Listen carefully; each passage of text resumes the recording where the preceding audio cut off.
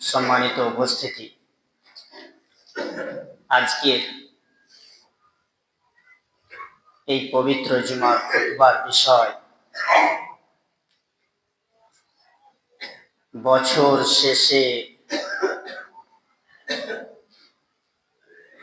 মুসলিমদের করণীয়।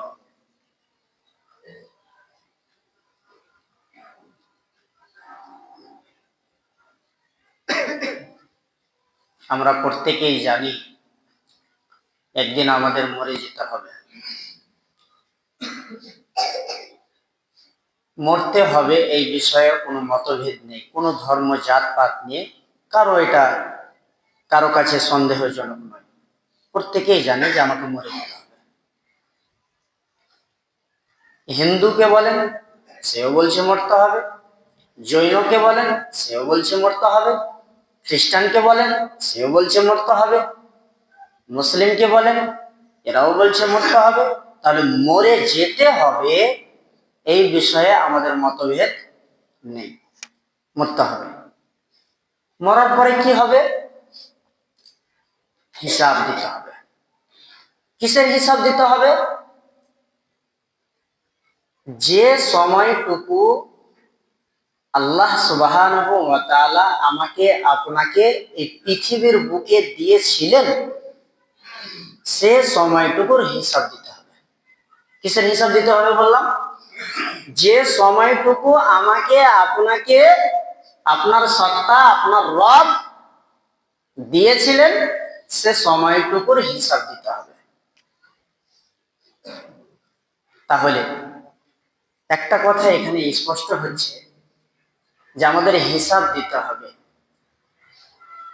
তাই তো? আমাদের হিসাব দিতে হবে, আমাদের হিসাব দেওয়া লাগবে। বিনা হিসাবে আমরা পার হতে পারবো না। কি বলেন আপনারা? পার হয়ে যাবেন? পার হতে পারবেন না। আমাদের মুসলিমদের এটাই আকীদা বা বিশ্বাস যে আমরা মরে যাব, আর মরে যাওয়ার পরে যে সময়টুকু এই পৃথিবীর মাটিতে থাকলাম, দুনিয়াতে থাকলাম, সেই হিসাবটুকু মহান আল্লাহ সুবহানাহু ওয়া তাআলার দরবারে লাগবে। হিসাব দিতে হবে। 40 বছরের সময়, 60 বছরের সময়, 70 বছরের সময়, এই যে সময়, এই সময়ের হিসাব আমাকে আপনাকে লাগবে। এটা আমরা বিশ্বাস করি তো? বিশ্বাস করি। আচ্ছা চলো, যখন আমাদের মরে যাওয়ার পরে আমাদের সত্তা, আমাদের পালনকর্তা, আমাদের রব, আমাদের স্রষ্টা আল্লাহ সুবহানাহু ওয়া তাআলার দরবারে যখন আমাদের হিসাব দেওয়াই লাগবে, তা আমরা যে বেঁচে আছি, আমাদের নিকট থেকে যে সময় অতিবাহিত হয়ে চলে যাচ্ছে, সময় কেটে চলে যাচ্ছে, এইটুকু কি আমরা হিসাব করেছি? পরীক্ষা দিতে গেলে, পরীক্ষায় যাওয়া লাগলে, কোনো জায়গায় আমায় পরীক্ষা দিতে হবে, তার পূর্বে আমরা প্রস্তুতি নিই না? বলেন, কথা বলেন। প্রস্তুতি নিই না? প্রস্তুতি নিই যে আমাকে পরীক্ষা দেওয়া লাগবে, আমাকে ভালোভাবে লিখতে হবে, আমাকে ভালোভাবে ইয়াদ করতে হবে, মুখস্থ করতে হবে। নচেত আমি পরীক্ষায় গিয়ে সঠিকভাবে লিখতে পারবো না, সঠিক উত্তর দিতে পারবো না। প্রস্তুতি নিতে হয়, আগেই সচেতন হতে হয়, জেনে নিতে হয়, বুঝে নিতে হয়। ঠিক তদনুযায়ী আমরা আমাদের রবের নিকটে গিয়ে আমি আমার 40 বছর জীবনের হিসাব দেব, 60 বছর জীবনের হিসাব দেব। আমরা কি কখনো ওই হিসাব দেওয়ার পূর্বে, ওই হিসাব দেওয়ার আগে, ওই মরে যাওয়ার আগে কখনো কলম খাতা নিয়ে বসলাম, নিজের জীবনের হিসাব করলাম? করিনি। মুসলিমদের করণীয় বছর শেষে, বছর শেষ হয়ে গেল না? 2025 চলে গেল না? চলে গেল। আচ্ছা, 2025 চলে যাওয়া, এটা আমাদের জন্য আনন্দের বিষয়? আনন্দের বিষয়, উল্লাসিত হওয়ার বিষয়, খুশি হওয়ার বিষয়? জি না। মুসলিমদের জন্য, মুসলিমদের জন্য বলে নয়, প্রত্যেক মানুষের জন্য, প্রত্যেক মানুষের জন্য এটা খুশির বিষয় নয়। কারণ কারণ হচ্ছে যে একটা মানুষ তার রবের নিকট থেকে 40 বছরের জীবন পেয়েছিল, 50 বছরের জীবন পেয়েছিল। তার ওই 50 বছরের জীবন থেকে একটা বছর 365 দিন বা 8760 ঘন্টা এই সময় চলে গেল, ফিরিয়ে পাওয়া যাবে? তো যে সময় চলে গেল, যে সময়টা আমার অতিবাহিত হয়ে গেল, যে সময়কে আমি ফিরে পাবো না, ওই সময়ের জন্য আনন্দ হওয়া লাগবে না। আমার 50 ছিল, তো 50 থেকে 1 কেটে গেল মানে 49, তার মানে কোন দিকে, কোন দিকে বলেন তো? মরণের দিকে। दीवार हयात से और एक ईंट गिर गई। আমাদের একটা দেওয়াল ইট দিয়ে বাঁধা থাকে, ইট সিমেন্ট বালু এই দিয়ে একটা দেওয়াল সুন্দরভাবে খাড়া করি, ওই দেওয়াল থেকে একটা ইট খসে পড়ে গেল, দেওয়াল ঠিক থাকবে? ঠিক থাকবে না। তদনুযায়ী আমরা এই বছরের শেষে শুধু ক্যালেন্ডারের হিসাব, শুধু ক্যালেন্ডারের পাতা উল্টালেই হবে না। এই বছরের শেষে আমাদের জীবনের একটা অংশ শেষ হয়ে গেল, চলে গেল, এই নিয়ে আমাদের চিন্তা ভাবনা করতে হবে। এই চিন্তায় চিন্তিত হতে হবে, এটাকে নিয়ে ভাবতে হবে। আমি 2025 কাটিয়ে দিলাম, 2025 আমার নিকট থেকে চলে গেল। বসেন, মুহাসাবা করেন। মুহাসাবা মানে হিসাব করেন। কি হিসাব করবেন? হিসাব করেন। আমি 2025 সালে 365 দিনে 8760 ঘন্টায় সৎ আমল, ভালো কাজ, নেক কাজ কত করলাম, উন্নতি হয়েছে না হয়নি, দেখেন। এই হলো হিসাব। 2, আপনার গুনাহ কমেছে না বেড়েছে? এই 2025 সালে, 1 বছরে গুনাহ কমেছে না বেড়েছে? এই মুহাসাবাটা করুন, এই হিসাবটুকু করুন। 3, সংসারে ভালো কাজ করেছেন? সমাজের জন্য কি এই 2025 সালে? সংসারেই কি করলেন আর সমাজেই কি করলেন, হিসাব নিয়েছেন? হিসাব করতে হবে। তাহলে কি বললাম? সৎ কাজের হিসাব নিন, যে আমি এই 1 বছর কাটালাম, এই 1 বছরে আমার উন্নতি হয়েছে না হয়নি, আমি সৎ কাজে বেশি অগ্রসর হতে পেরেছি না পারিনি, ভালো কাজে এগাতে পেরেছি না এগাতে পারিনি, না পিছনেই থেকে গেছি, আমার গুনাহ কমেছে না বেড়ে গিয়েছে, এই হিসাবটুকু নেন। আর সংসার এবং সমাজের জন্য, পরিবার এবং সমাজের জন্য কি করেছেন তার মুহাসাবা করুন, তার হিসাব করুন। একবার চিন্তা ভাবনা করুন। সম্মানিত উপস্থিতি, বছর শেষ হয়ে যাওয়া মানে ক্যালেন্ডারের পাতা উল্টানো নয়, বরং মুহাসাবা করতে হবে, হিসাব করতে হবে, হিসাব করতে হবে। এটা মুসলিমদের করণীয়, এটা একজন মুমিনের ঈমানি দায়িত্ব, যে তার নফসের হিসাব নেবে, সে নিজের আত্মার হিসাব নেবে। আমি একটা বছর, আমি 365 দিনকে কাটালাম, এই দিন রাত আমি কতটুকু সেই রব, সেই মহামনিব প্রতিপালক আল্লাহ সুবহানাহু ওয়া তাআলার আদেশ মেনেছি, তার আদেশ অমান্য করেছি না মেনেছি, এই সব জিনিসগুলো আমাকে আপনাকে হিসাব করতে হবে। ভাইজান, নতুন কোনো জায়গায় যাবেন, নতুন কোনো জায়গায় যাওয়ার সময় নতুন কাপড় লাগে, লাগে না? লাগে না? লাগে না? নতুন কাপড় লাগে। আরে নতুন জায়গা যেতে হবে, একটা ভালো বাড়ি যেতে হবে, ভালো ঘরে যেতে হবে, আমার নতুন ড্রেস লাগবে, আমার নতুন পোশাক লাগবে। এই হিসাবটুকু মানুষের আছে, এই বিবেকটুকু মানুষের আছে, এই জ্ঞানটুকু মানুষের আছে। কিন্তু আফসোসের বিষয়, দুঃখের বিষয়, এই মানুষ যখন একটা বছর শুধু গুনহার গুনহা, পাপ আর পাপ করে করে করে নতুন বছরে প্রবেশ করতে গেল, নতুন বছরে ঢুকতে গেল, নতুন বছরের কাছে গেল, তখন সে নিজেকে আর পবিত্র করে গেল না। সে নিজেকে গুনাহ থেকে দূরে রেখে বা গুনাহকে পিছনে হটিয়ে দিয়ে গুনাহ থেকে তওবা করে, গুনাহ থেকে বিরত থেকে সে আর নতুন বছরে প্রবেশ করতে পারলো না। দুঃখের বিষয়। প্রত্যেক জুমা মসজিদে, গত জুমার আলোচনা আমি শুনছিলাম, প্রত্যেক জুমার মসজিদে ইমাম সাহেবরা খুতবা দিচ্ছিলেন। 1 জানুয়ারি, 1 জানুয়ারি কোন রকমের আনন্দে উল্লাসিত হয়ে গান বাজনা, ডিজে বাজানো, মদ মাতালি খাওয়া ইত্যাদি ইত্যাদি ইত্যাদি থেকে যেন তোমরা বেঁচে থাকো বলা হলো। খুব সুন্দর নসিহত, খুব সুন্দর উপদেশ। কতজন মানলো? হাজারো যুবক, হাজারো যুবক।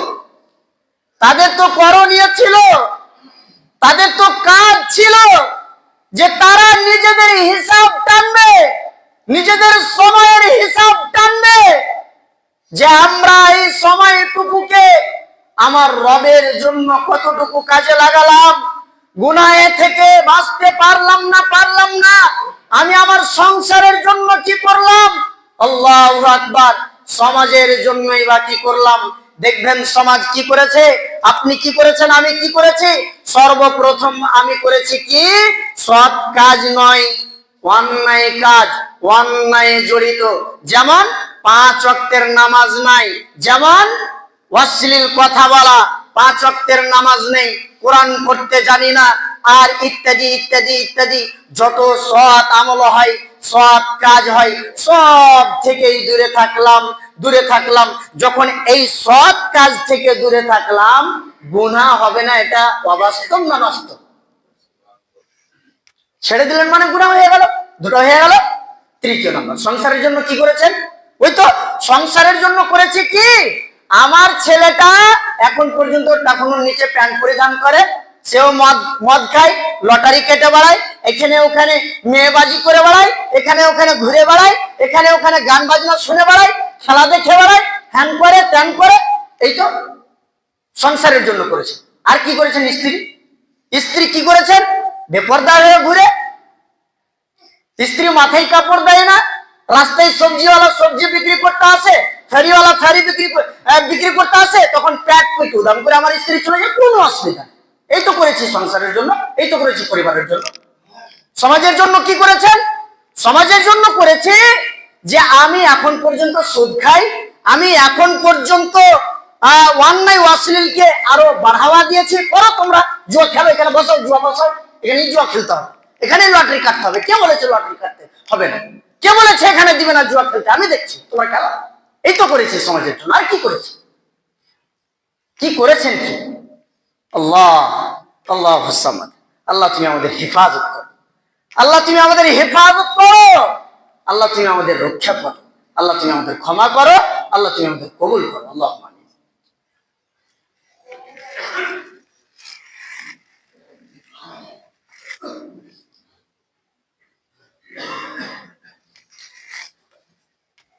আলহামদুলিল্লাহি রাব্বিল আলামিন ওয়াল আকিবাতু লিল মুত্তাকিন ওয়াস সালাতু ওয়াস সালামু আলা সাইয়্যিদিল আমবিয়া ওয়াল মুরসালিন ওয়া আলা আলিহি ওয়া সাহবিহি আজমাইন, আম্মা বাদ।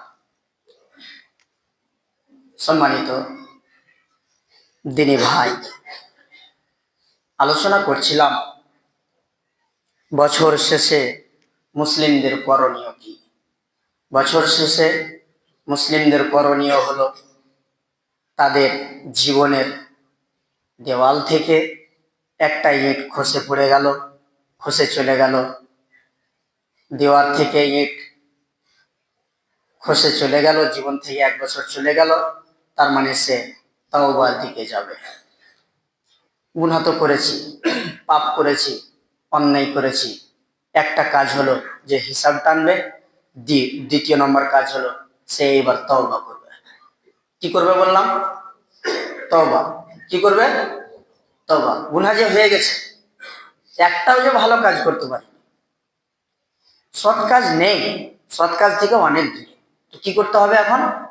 করতে হবে কি যে এখন তওবা করতে হবে। তাই তো আল্লাহ সুবহানাহু ওয়া তাআলা বলেছেন ওয়াতুবু ইলাল্লাহি জামিআ আইয়ুহাল মুমিনুন, হে মুমিনগণ তোমরা আল্লাহ সুবহানাহু ওয়া তাআলার নিকটে কি করো? তওবা করো। কি করো? তওবা। এখানে মুমিন যারা মুমিন, আল্লাহকে বিশ্বাস করে, তার ফেরেশতাকে বিশ্বাস করে, তার কিতাব সমূহের প্রতি বিশ্বাস করে, ভালো মন্দের প্রতি বিশ্বাস করে, ভাগ্যের ভালো মন্দের প্রতি বিশ্বাস করে, আখিরাতের প্রতি বিশ্বাস করে, ওই সব লোকগুলিকে আল্লাহ সুবহানাহু ওয়া তাআলা ডেকে বললেন যে তোমরা তওবা করো। তার মানে এখানে সবাই আসতে পারে না। এই জায়গায় কে আসবে বলেন তো? ইমানদার আসবে। এই জায়গায় কে আসবে? মুমিন আসবে। কিন্তু শুধু মুমিনেরাই তওবা করবে না, বরং যারা মুমিন হয়ে আছে, যারা এখন পর্যন্ত রবের পথ থেকে দূরে সরে রয়েছে, তারাও যেন তওবা করে এই পথে আসে, সঠিক পথে আসে, ভালো পথে আসে, আল্লাহ সুবহানাহু ওয়া তাআলার পথে আসে। পৃথিবীর মানুষ এত কোরআন এবং হাদিসের আলোচনা, ভুরি ভুরি আলোচনা, কোথায় জালসা, কোথায় ইজতেমা, কোথায় আবার দার্স ও তাদরিস চলছে, মাদ্রাসায় দার্স দেওয়া হচ্ছে হাদিসের, মসজিদে আপনার আলোচনা হচ্ছে, জুমার খুতবা চলছে, মানুষের উপরে কোনো আশা নেই। শুনলাম, শুনে বের হতে যতক্ষণ দেখি, এখন তো মনে হচ্ছে যেন একেবারে আমি খাঁটি ইমানদার, আমার চাইতে ইমানদার আছে কি? কেউ নয়, এইরকম মনে হচ্ছে। আর যেমন আপনি এইখান থেকে ওই গেটটা পার হলেন, তখনই আপনি ভুলে গেলেন। 5 ওয়াক্তের নামাজ কে কে পড়েন? হাত তুলুন তো। 5 ওয়াক্তের নামাজ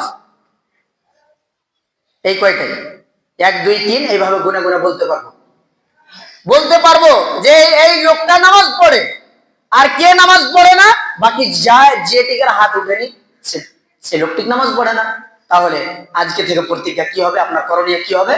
নতুন বছর 25-এ কি করেছিলাম? আল্লাহ তুমি আমাকে ক্ষমা করো, আল্লাহ তুমি আমার প্রতি দয়া করো, কিন্তু এই বছর এসেছে আল্লাহ, আমি পেয়েছি, তুমি পাইয়ে দিয়েছো আমাকে, এই প্রতিজ্ঞা আমি আজকে থেকে করছি। রব, হে আমার স্রষ্টা, হে আমার দয়াময় রব, তুমি আমার প্রতি দয়া করো, আমাকে হিদায়াত দাও।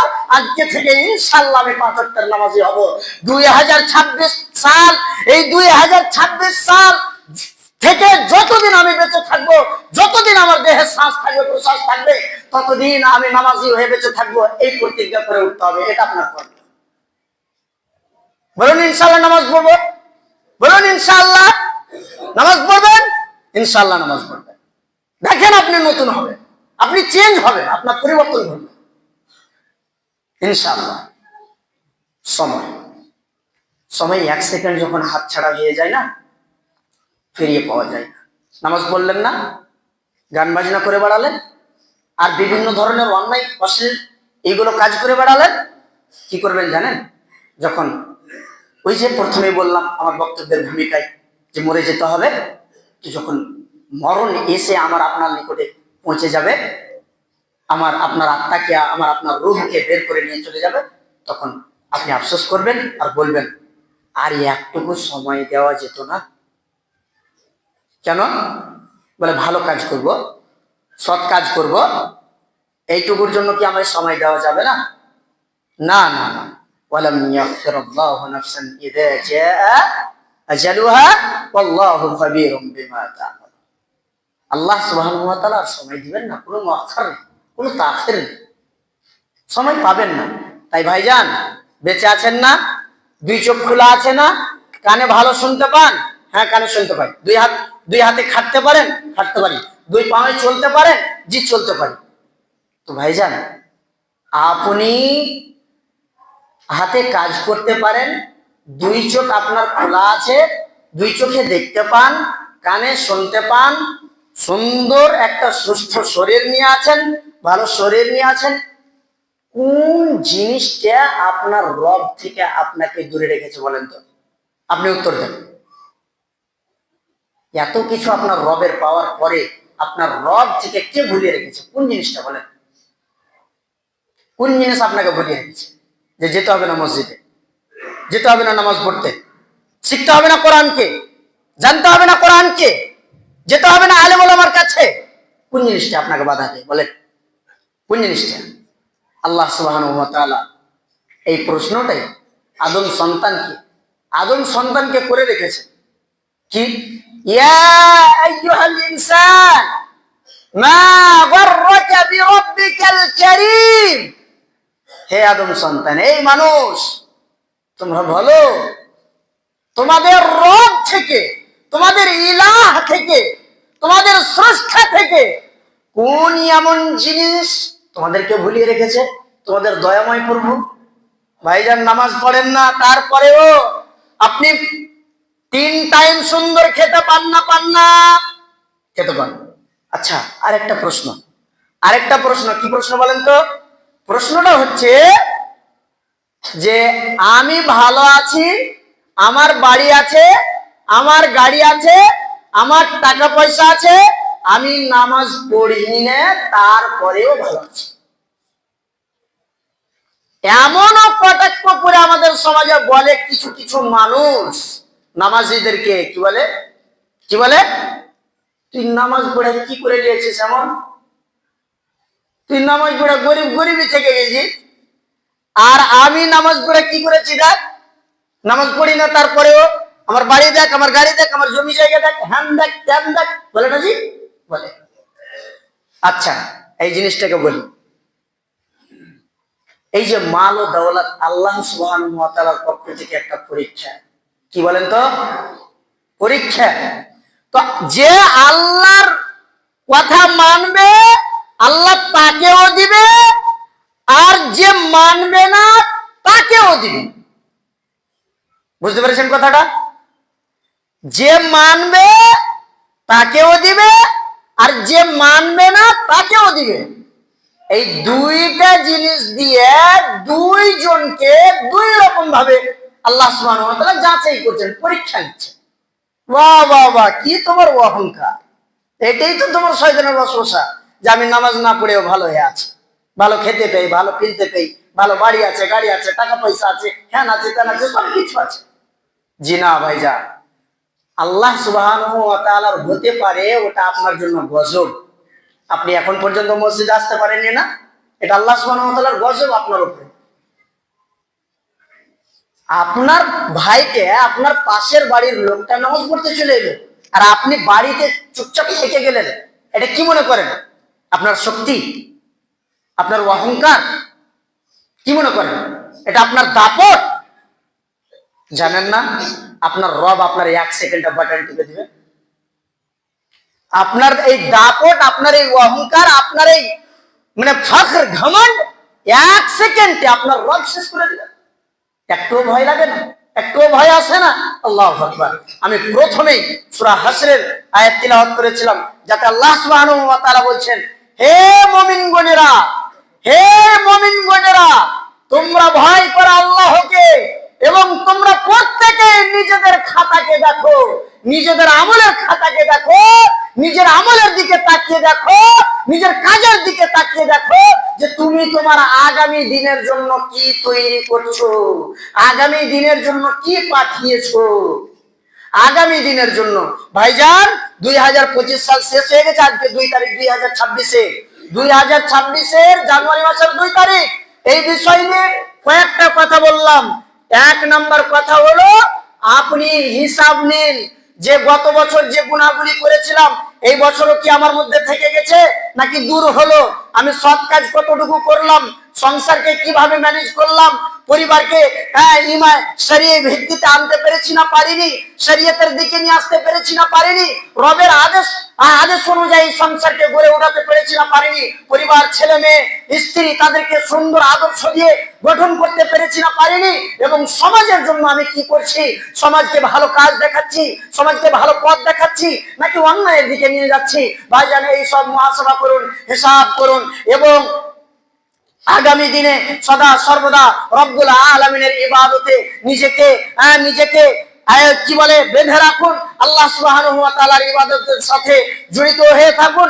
এটাই আপনাদের কাছে আমার নসিহত, এটাই আপনাদের কাছে উপদেশ।